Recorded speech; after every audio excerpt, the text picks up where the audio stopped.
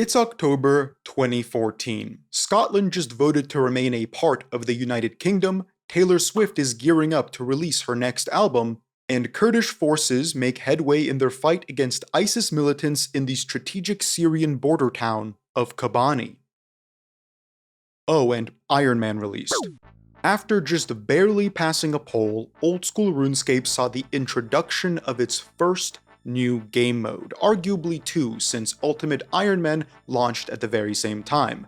What many consider to be a side interest, an absurd challenge, the kind of thing you momentarily think about indulging in before returning back to buying your unfinished potions off the Grand Exchange, became one of the most controversial and oft-discussed topics of the next decade, at least within Oldschool RuneScape. But why? You'd think that Ironman as a concept is so insular, so disconnected from the open economy that Oldschool RuneScape is known for, that it would never have the ability to influence anything. And yet, it has, because as we will analyze, the very nature of the Ironman game mode exposed certain realities of RuneScape that were never considered enough to have a light shined on them. For the first time, it felt as though players, now having the voice needed to change the direction of the game with their votes, became conscious of game design on a more granular level.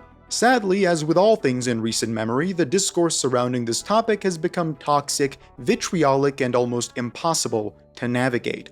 Months back, I wanted to discuss this, but I realized that my only real experience with the game has been as an Ironman. I truly was coming at it from a very singular, narrow perspective, and while I could empathize with mains and their gripes, I couldn't relate to them.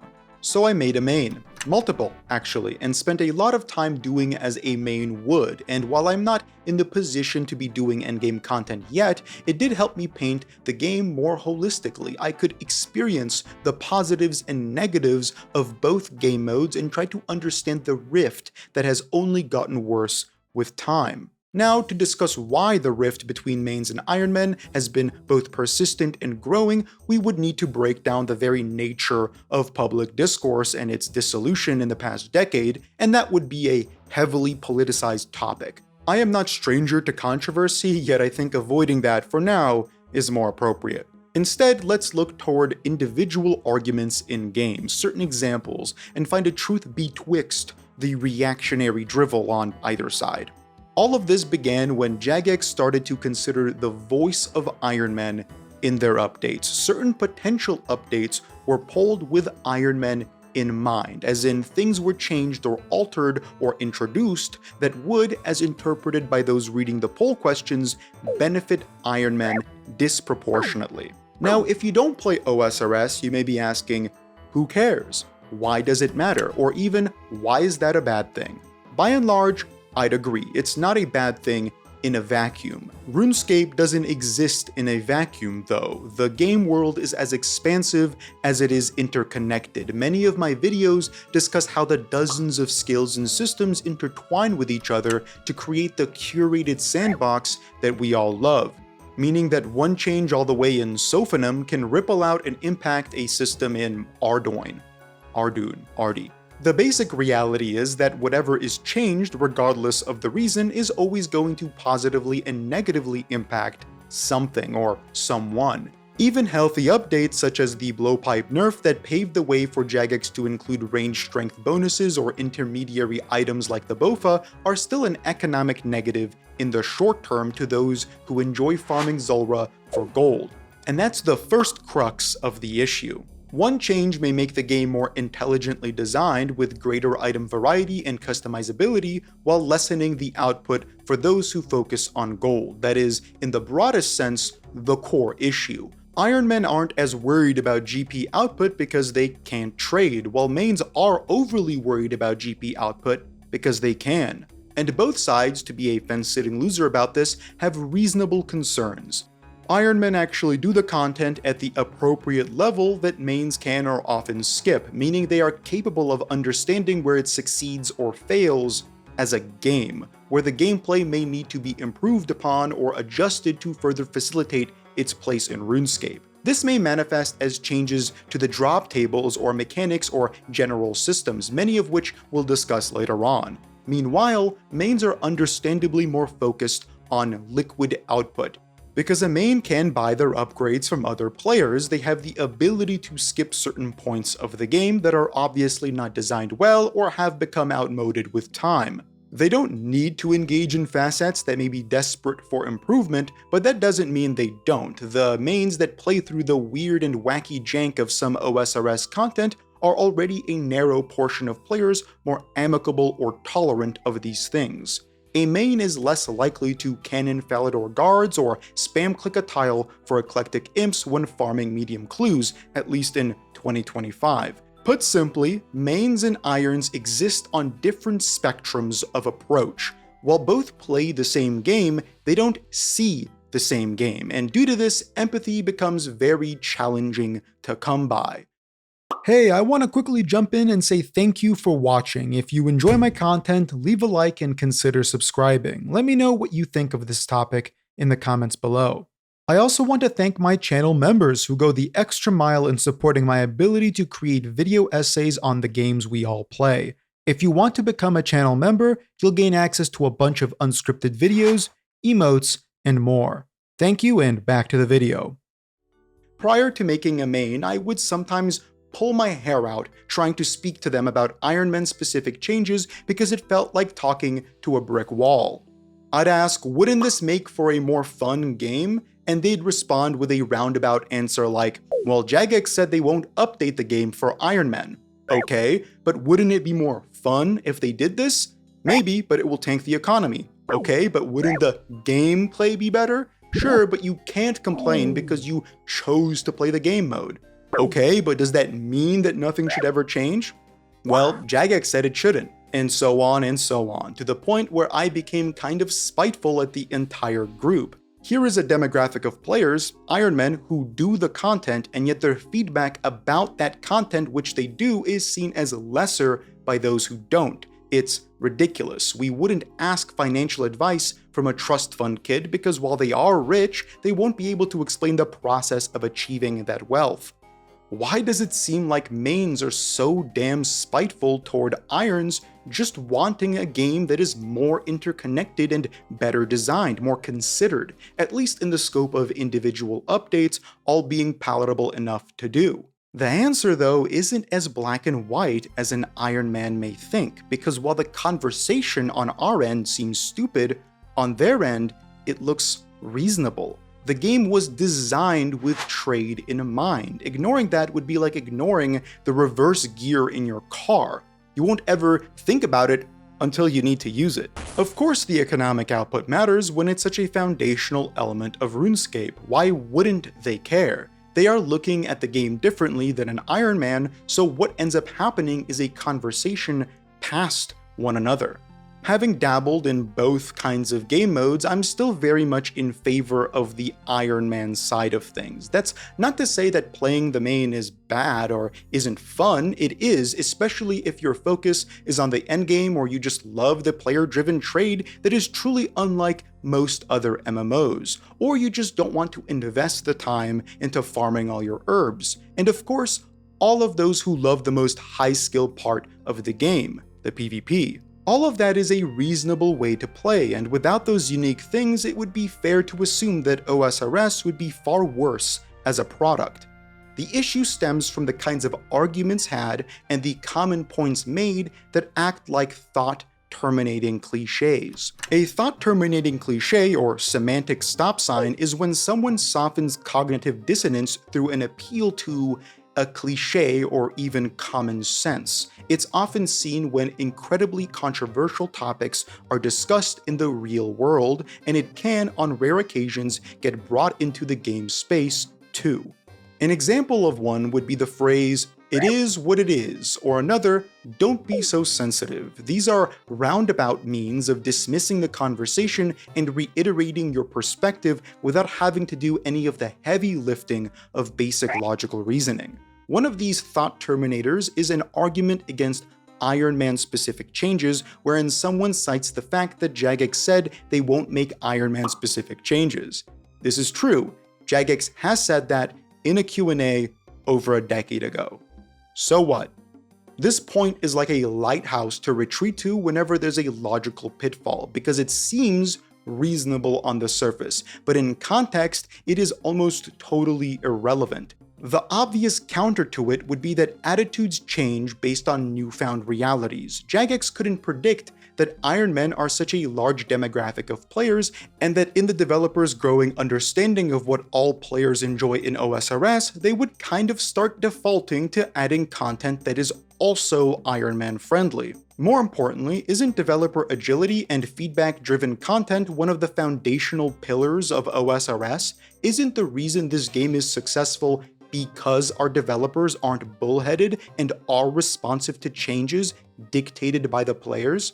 Clearly, this demographic is large enough to have an influence, whether you like it or not. Additionally, let's not put the chicken before the egg, the horse before the cart, because the way I see the vast majority of Ironman-friendly updates isn't as Ironman-specific updates. These two things aren't as interlinked conceptually in their design as a main may think, but the concern itself originally stemmed from the players. There was an outcry in 2014 about how developing for this game mode would take away resources from the core game, and that in doing so, the game mode itself would become easier. Retrospectively, all of this is true, but in reality, is that a bad thing? The answer is no, not only because the game is more popular today than it was back then, in no small part due to these kinds of updates, that much is clear, but also because in a more granular sense, the game is better designed today than it was back then. Systems make more sense, and individual points of friction are better curated, more approachable, and have been a huge reason for this game's multiplicative success. When I say that an Ironman-friendly update isn't designed for Ironmen, I don't mean that as if the developers never consider irons. According to Jagex themselves, irons are a big enough part of the community that they are worth considering in the same way PvPers and PvMers are. Reality is, none of these communities are a majority demographic. Jagex may release a new endgame raid like TOB, but do you think that a majority will play it?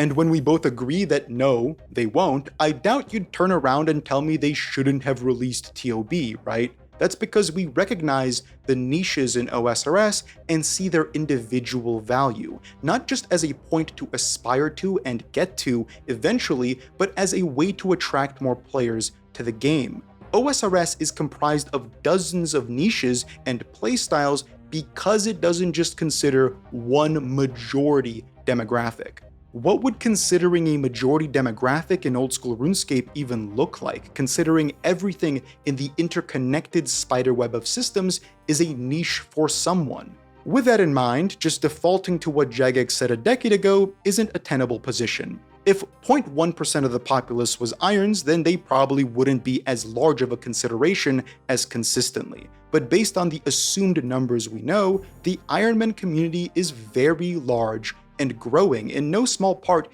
because of the amount of people that have become interested in it due to the changes in the system's design philosophy that Jagex began to drift into years ago. The realization that I hinted at in the beginning of this video, the one that was birthed from a more granular understanding of the game's mechanics, only stemmed from more people experiencing these mechanics. And there is no better way to experience them than through a natural progression. A question I would pose is, do you think that a maxed main with an Inferno cape has the capacity for granular feedback when farming Scurious? Would their comments about balancing Scurious be as valid or valuable as someone who is level 70 and just learned what a protection prayer is? It's a trick question, because the answer is it depends. It depends on what the feedback itself is. If we recognize that, then individual arguments become a lot more important than broad appeals to what the game should have been like 10 years ago. To map that onto the discourse between mains and irons, the individual changes made are worth discussing separate from one another. That's how you establish nuance in a conversation. To be blunt, we need to break down individual updates. We can't generalize a game that is as interconnected as RuneScape. And also why I believe Ironman-friendly updates are a myth. They don't exist outside of Ironman-specific tweaks, such as debugging the group Ironman shared bank interface or like making it so Ironman can do raids with mains. Other than those changes, the actual mechanics designed, the content developed, has never been Iron-centric, it's been game-centric, as in what promotes a more engaging gameplay loop, whether you're a main or an Iron. Just about every piece of content released in recent memory, even if it is extremely friendly to Irons, is not any less functional for mains in practice, just arguably in output. What is an Ironman-friendly update if not one that is concerned with further systems integration, feeding resources into themselves rather than prioritizing their trade? To apply the kind of nuance that I spoke so fondly of a moment ago, let's think of the most Ironman-friendly pieces of content. For example, Perilous Moons. This is a version of Barrows that is totally insular. You can obtain your own food, your own prayer, and combat potions, and generally self-sustain for as long as you want. That is quite different to Barrows, which see you get your prayer nuked every quarter minute, unless you have the medium combat achievements completed, and push you to make the arduous trek back every single time you run out of prayer potions. Of course, as a main you can buy teleports, as an Iron you likely don't have the mage level. So in the sister content released with Varlamore, Jagex evolved the archetype of multiple ghostly spirits in an underground crypt to allow for players to engage in a more self-sustaining cycle. That is undeniably Ironman friendly, right?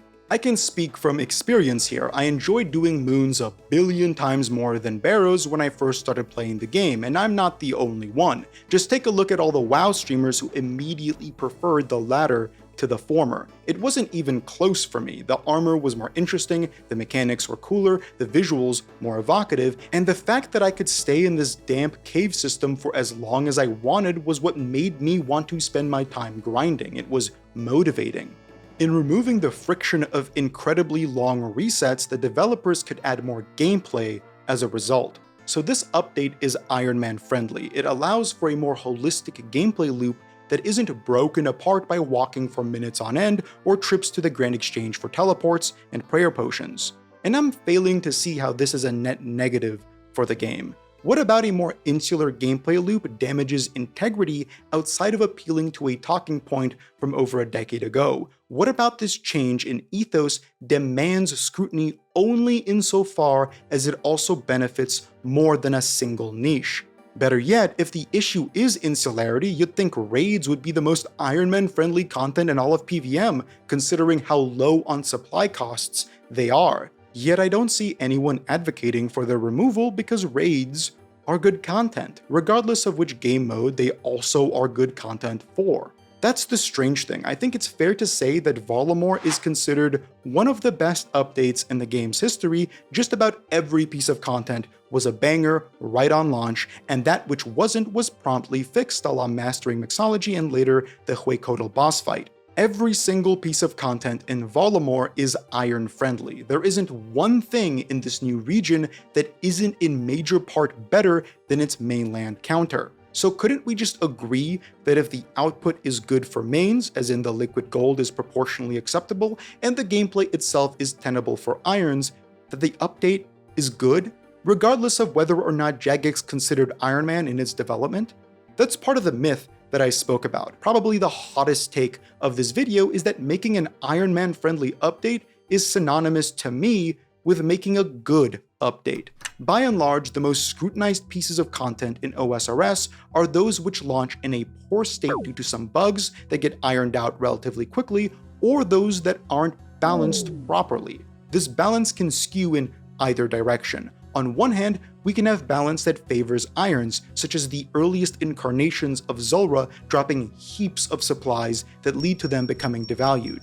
On the other hand, it can be balanced around mains, having really boring or weak common drops, which are buoyed by specific hyper-rare uniques. I think that's also been proven unfavorable in the long term, considering the popularity of fights like Fasani's Nightmare, or even the restrictive access of encounters like Nex. Both extremes tend to alienate specific groups, so now I will once again say what has become my catchphrase on this channel. A balance is what creates quality. I think Jagex has shown, just through developing more balanced content over the years, that players lean into it, main or not. reasonably speaking, appealing to the broadest understanding of what game design tries to do, which is capture a large demographic of players and retain them, why would Jagex be focusing on so many Ironman-friendly updates, if not because they have a positive internal piece of data that suggests more than just those players engaging readily with that content? It would be antithetical to the entire point of being a profit-seeking entity to cater to a small niche and push away a majority. That's unlikely, and if you feel as though they are doing that, maybe you can also consider whether you are the small niche in this conversation. Sometimes it's as simple as appealing to the action being taken. If over a decade ago, Jagex made the comment about not developing updates specifically for Ironman, then them changing that tune, even when it was never something they officially said, just in a Q&A, is probably for a good reason. One that I think we can all agree is based on current demographics in the game. What's even more important to consider is that the majority of updates aren't pushed by Jagex, but by the players themselves. So either Irons are the majority demographic voting for updates, which I think we all agree is a little absurd to believe, or the updates voted on are recognized as net positives regardless of which game mode you may dislike, also enjoying them. We don't know for certain how many players are Ironmen as opposed to mains, but clearly this demographic is large enough to consider, even though the output is content that appeals to more than just them. That's what the balance became. On the other hand, always going for broad appeal is a potential pitfall too. Designing a piece of content that appeals to everyone is a surefire way to appeal to no one, which is why even in the more balanced releases that we've experienced recently, they still inhabit specific niches that value certain players. And content that may be cast too far of a net, like TOA, has been seen slightly more negatively as a result. Or we can look at Veil Totems for fletching, which were very positively received.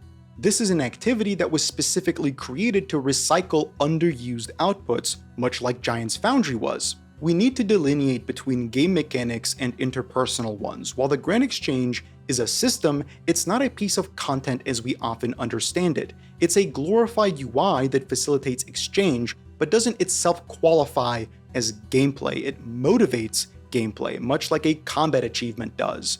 The release of combat achievements isn't new content, but a re-examination of how to do existing content for reward. For those reasons, it's very challenging or maybe even impossible to develop OSRS content for the Grand Exchange niche. I'm not even sure what that would look like. Even more generally, the GE allows for players to skip elements of the game they don't enjoy. That's great, but designing new content to be skipped wouldn't be. If a Jagex developer spends 4 months designing a new minigame or activity only to see that the vast majority of mains are opting to skip it because of some kind of item on the Grand Exchange, they would see their design as having failed, because the engagement in that activity is what that activity is. Developers aren't just designing rewards, they're balancing content around them. Due to this, content should never be designed to be skipped, rather the ability to skip often is an option secondary to doing it. The economy functions this way as a whole. It's a secondary system to the rest of the game. It should enhance the primary systems, not replace them outright. What does the game look like if the meta is just buying and selling things in a UI? It barely looks like a game. Thankfully, OSRS always promotes the primary function first, going out and getting the item to liquidate. By not having that primary function be the primary function, you cease to have a game. By developing closed ecosystems like Perilous Moons while still allowing every single major item to remain tradable, the developers position themselves as offering both options, with neither outweighing the other because it feeds off the other. Just to be clear, I'm not saying every single piece of new boss content should be like Perilous Moons, I'm just using it as an example. Irons don't engage in the secondary function as often, unless they're drop trading, but they also contribute to a very important role, doing the primary one, often at the appropriate scale that it was developed around, allowing them to offer relevant criticisms of that system, helping future balance. That doesn't mean that every Ironman critique is correct, of course not, and there is a fine line between making every drop more common and making some more obtainable. It's a line that I hope we both can agree on across the aisle. I would say most players are in agreement over the Fasani's table being improved. The developers synthesized this point, and rather than making the drops more common, made the fight less tedious, shorter, which allowed for quicker kills, which proportionally increased the amount of drops received while improving on gameplay pacing. Not to go on a tangent, but this is the kind of creative problem solving good game developers do, and the kind of thing I have been criticizing Blizzard with not being able to do for years. I hope that mains can agree that Jagex shouldn't be designing content so tedious and boring that skipping it becomes the ideal. Similarly, I hope Irons can understand why the output of something needs to be sufficiently rare and in demand to facilitate both sides doing that content equally, or as equally as its design permits. And we have struck that balance time and time again. For every Yama situation, I can point to multiple Araxors, wherein the drops were common enough to be farmable as a Slayer task, but valuable enough to still be worth doing. The commons weren't unbearably boring, and the uniques were sufficiently sought after. That balance was struck for the niche doing the big spider. On the other hand, Yama posed a more direct issue, but it wasn't one of catering to Ironman. Jagex themselves said they didn't tune the rates properly because their understanding of how long each individual kill would take was grossly overshot, meaning that more items than they intended were coming into the game and therefore being devalued. On the other hand, Oathblade shards, as the quasi-bad luck mitigation system on Yama, weren't directly destroying unique value, no less than Zulrah scales destroy the value of a Zulrah unique, because they benefit both mains and irons. It's a consistent drop that kind of fills the charge item niche without being a charge item. It allows for consistent money making, or in an Ironman's case, the ability to not go extremely dry. Personally, I'm grateful for these shards. Having done well over 1000 KC on Yama without a single Oathblade drop, the shards allowed me to feel fulfilled and not burnt out, while also making for consistently linear gold earning methods for other people as well. The uniques themselves aren't as expensive, but the overall amount of gold being earned is likely similar. Or we can just look at Soul Wars, a boostable minigame that allowed irons to stack up on all kinds of useful resources. This is clearly not good for the game and very unintended, not because it's friendly toward Ironman, but because it utilizes something tangential to an exploit to feed a self-found character disproportionately powerful and fast-paced rewards in the early game. It is functionally almost no different than just being able to drop an Ironman supplies.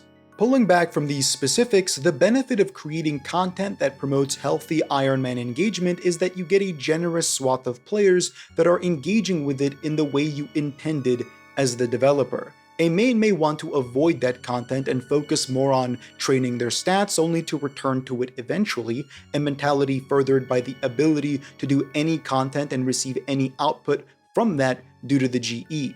This isn't to say there are no mains doing content at the appropriate level, but rather that there is an impetus to do it overgeared because the output is something to be liquidated. Therefore, the quicker you can achieve that, the less loss you operate in. Meanwhile, as an Ironman, you don't value quick return as much as additive return. You want to build your account, and skipping bricks could create for a rocky foundation. If you don't do tormented demons for a few synapses, that effectively locks you out of Doom and Yama. By approaching them early, you not only get the desired output, the bricks, but also cross-pollinate to other skills that need to be trained as well, Slayer and Combat.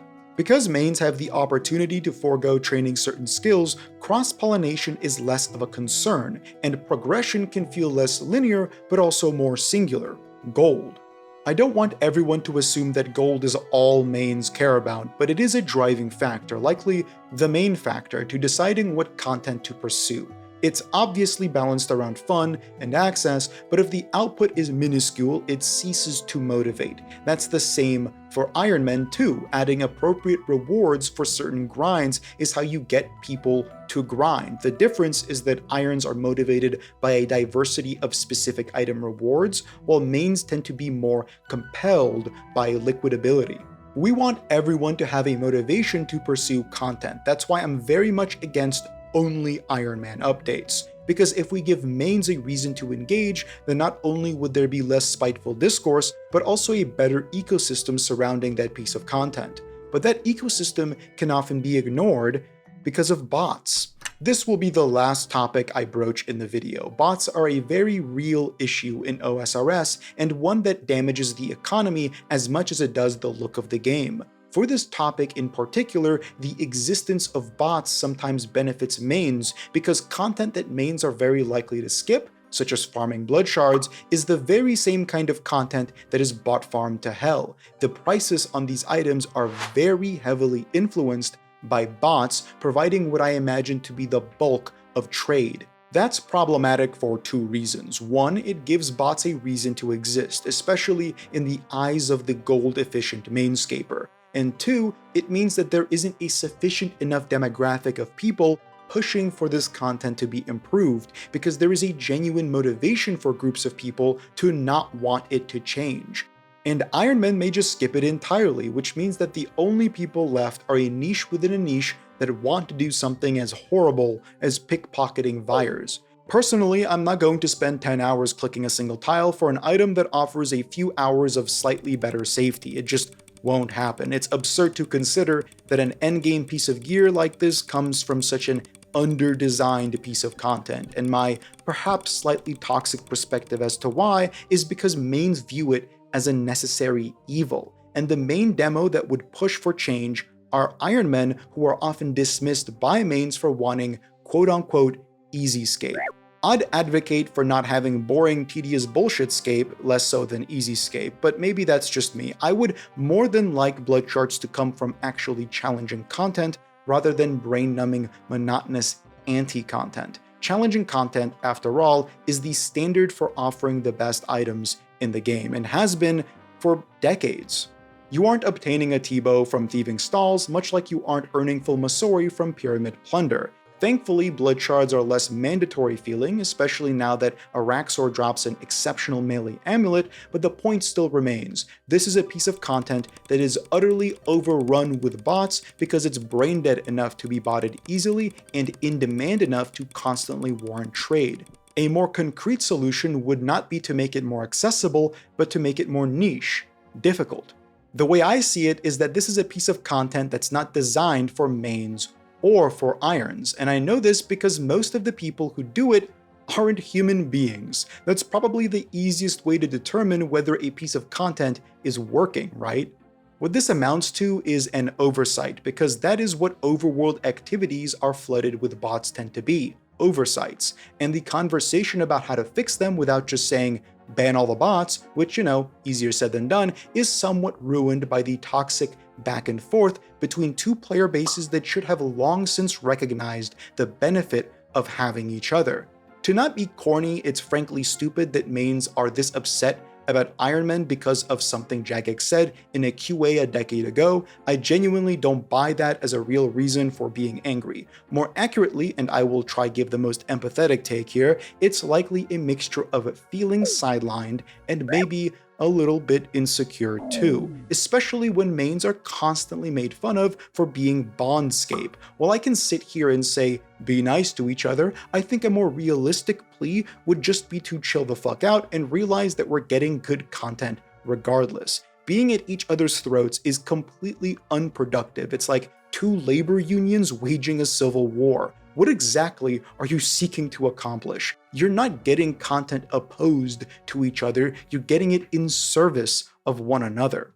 I would hope that we can accept a minor decrease in our gold per hour if it means an increase in our enjoyment per hour. And if your enjoyment stems only from earning gold, well, maybe you should become a stockbroker. A game should be a game, first and foremost, and while output is super important for old-school Runescape to sustain motivation for its long grinds, the methodologies employed need to also be improved in time. What you earn from the grind is equally important to how sustainably entertaining the grind is, because if it's the most monotonous imaginable thing, then you likely risk being burnt out after the fact. I think a huge reason why the Theater of Blood continues to be so popular amongst the most skilled players is because it's also fun.